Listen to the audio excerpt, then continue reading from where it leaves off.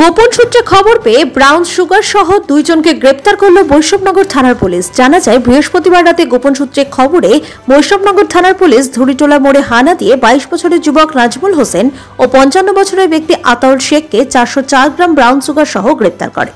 ধৃত দুজনের বাড়ি কালিয়াচক থানার বালিয়াডাঙ্গা এলাকায়। ব্রাউন সুগারের বাজার মূল্য প্রায় 50 লক্ষ টাকা। শুক্রবার ধৃত দুজনকে মালদা জেলা আদালতে তোলে বৈষ্ণবনগর থানার পুলিশ।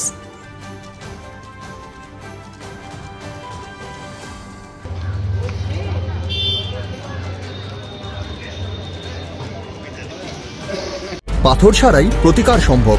মালদার প্রাচীনতম ভৃগু বংশ জ্যোতিষী পণ্ডিত এস শাস্ত্রী।